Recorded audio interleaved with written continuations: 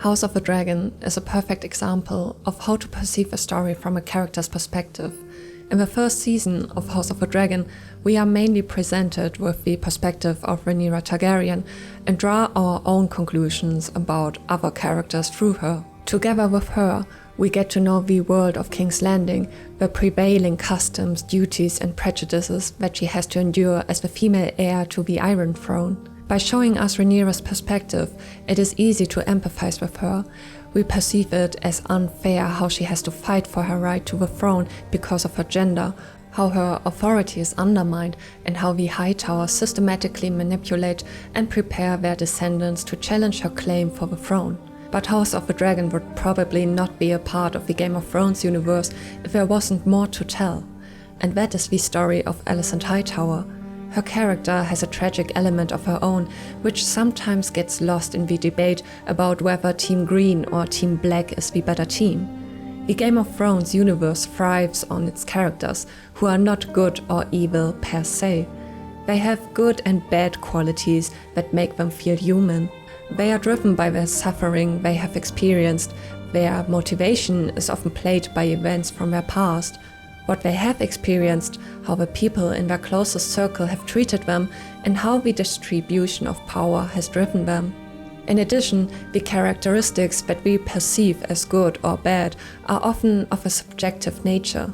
This means that our own socialization determines how we perceive a character and whether we categorize them as good or bad. Alicent is an interesting example of this, as she herself is also shaped by her socialization, and yet many seem unable to comprehend her actions.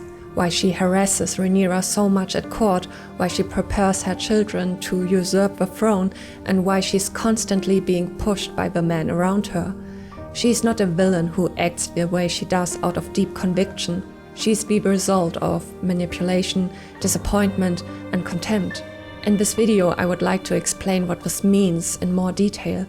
However, it does not mean that Alicent is a consistently good character. Rather, my aim is to take a critical look at her character.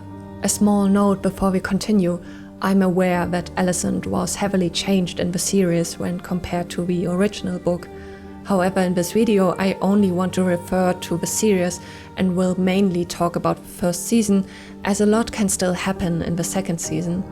On a personal note, I find both Team Black and Team Green very interesting, which is why the next video will take a closer look at Rhaenyra. If you are interested, please consider to subscribe.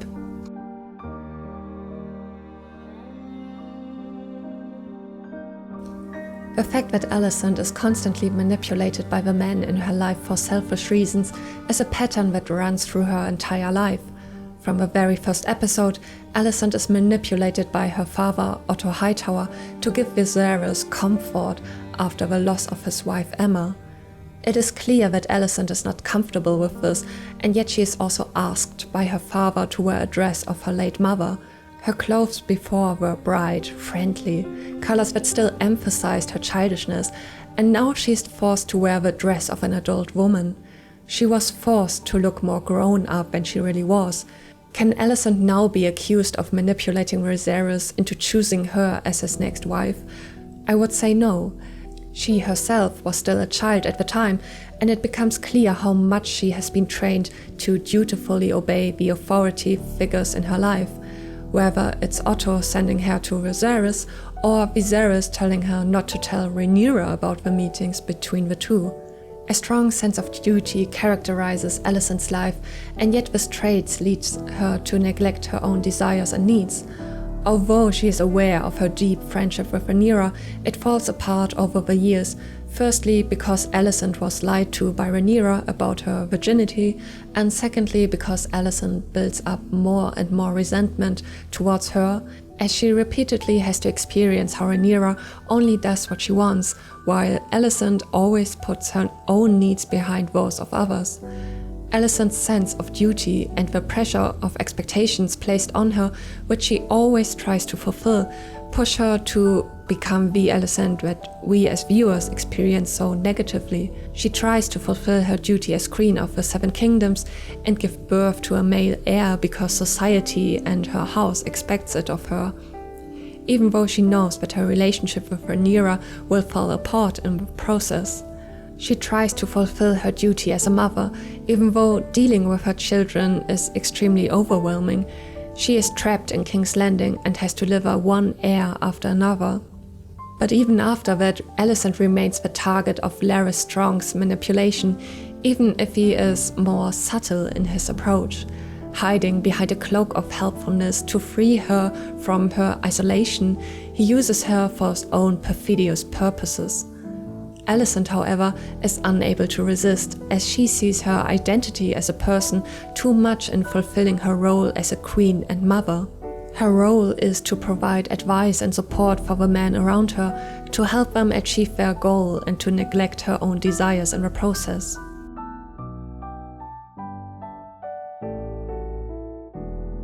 You can list many reasons why Alicent has been disappointed by the people in her life, whether it's her father Otto, who sells her out for power, Viserys, who is obviously more interested in Rhaenyra than in Aegon, Aemond, Helaena and Daeron, or Rhaenyra, as she had lied to Alicent.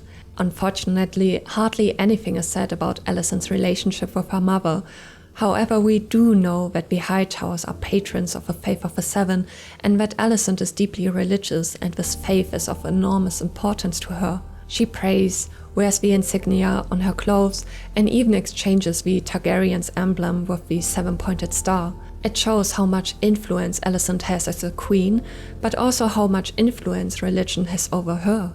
After all, religion is a way for her to find refuge.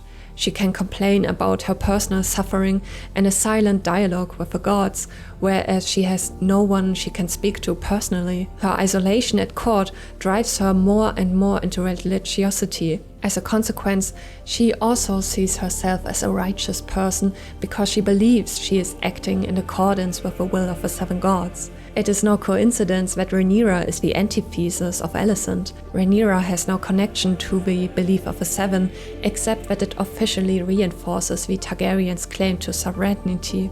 Rhaenyra stands up for herself and asserts herself against the will of her father, Viserys, and against Otto Hightower. She refuses to marry someone who has been chosen for her. She makes sure that Otto can no longer spy on her and learns to follow her desires through Daemon. All things that Alicent would never have dared to do. Alicent never did what she wanted and simply let herself down.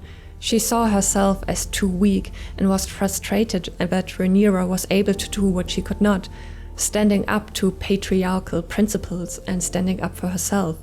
Since Alicent couldn't take her frustration out on the men, she took it out on Rhaenyra. All the disgusting power games that Alicent plays with Rhaenyra are a result of her internalized frustration at her own powerlessness. This is why Alicent takes every opportunity to undermine Rhaenyra's position at court. She does not believe that a woman can be strong enough to be queen because she herself was not strong enough. In the context of her religiosity and conservatism, she sees it as an unbreakable norm that women cannot be rulers and that their position should always function as that of a supporter of the male rulers.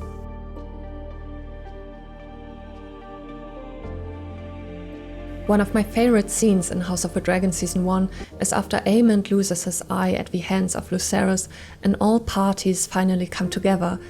The lingering conflict over the legitimacy of Rhaenyra's children finally come to an open confrontation, but not to Alicent's advantage. Viserys decides in favor of Rhaenyra and recognizes her children as the rightful heirs. This scene marks a key moment for the plot of House of the Dragon, but also for the development of the characters. For Alicent, this moment was a revelation. It showed her how little Viserys cared for her or their shared children when compared to Rhaenyra. True, Viserys was a family man through and through and also wanted everyone to get along, but that was also his weakness as a king. Even if he never officially named Aegon as heir to the throne, he also did not ensure that Rhaenyra's claim remained beyond doubt and ultimately caused the Dance of the Dragons due to his indecisiveness. The fact that Alicent never received justice, that Aemon lost an eye and Lucerys got away with it, is of course an injustice to her. She cannot understand why Rhaenyra was allowed to disregard her duties. Alicent has always done what was expected of her and felt jealousy and bitterness as to why she was never praised and recognized for her sense of duty and sacrifice of her own wishes. For Viserys to disregard her wish that Lucerys should also lose an eye proves to her the low regard that Viserys has for her. She believes she has sacrificed so much for the men in her life that she now wants to be acknowledged for it. Her emotional outburst is simply a sign that, in her opinion, she has not received the approval she believes she deserves. This becomes particularly clear if you pay attention to her choice of words as she threatens Rhaenyra with a dagger. She asks, "Where's sacrifice? Where's duty?" This shows how much Alicent sees herself as a victim.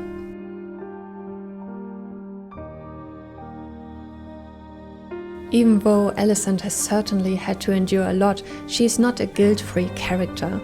When she talks to Sir Criston Cole about how she still believes in honor and decency, but doesn't even bat an eyelash when Aegon pleasures himself on the window or talks in disgust about how the Targaryens have queer customs, but then marries Aegon to his sister Helaena.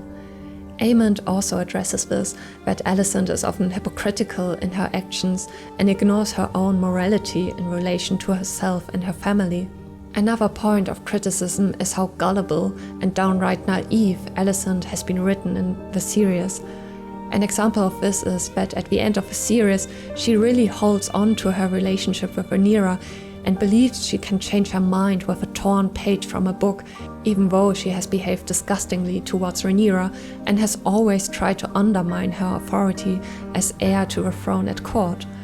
It can also be seen as a political calculation, but Alicent too often seems overwhelmed by the consequences her words and actions can have. She was genuinely surprised that Larys Strong arranged for her father to become Hand of the King again, even though that is exactly what she wanted. She doesn't take responsibility for her actions and prefers to blame them on gender stereotypes a la men are power-hungry and impulsive, and she, as a woman, has the responsibility to guide them in the right direction. I think with Aegon she seems to have forgotten or had no interest in raising him properly when she calls her own son an imbecile. Speaking of power-hungry men, how can it be that she is so shocked and overwhelmed that Otto planned to eliminate Rhaenyra? She plotted to install her own son on the throne, who was never formally named heir to the throne, and then was surprised at the cold-blooded rationality of her father, who had used her as a political pawn himself. Alicent keeps stumbling from crisis to crisis, but does not think far enough ahead to be able to consistently exploit her own power and at the same time loses her credibility.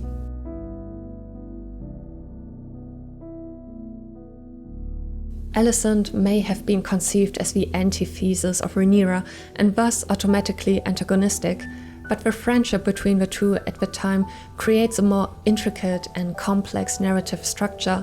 It creates a certain tragedy in the story as the two regret the breakup of their relationship, yet the division continues to grow and they even end up dragging their children into the conflict. The fact that Alicent has been manipulated and exploited by the men around her and seeks refuge in conservatism and religion explains her development, but of course this does not forgive her behavior, seeing herself as morally superior because she submits to patriarchal structures, even though she herself suffers, underlines her own lack of foresight. Alicent tries to make the right political decisions, but is repeatedly taken by surprise by others. She may be largely responsible for the Dance of the Dragons, but not out of malice. She believes she is doing the right thing, but is unable to properly assess the extent of her own actions and allows the conflict, which was originally only between her and Rhaenyra, to escalate as a result of the hatred she has passed on. How should Alicent be seen now?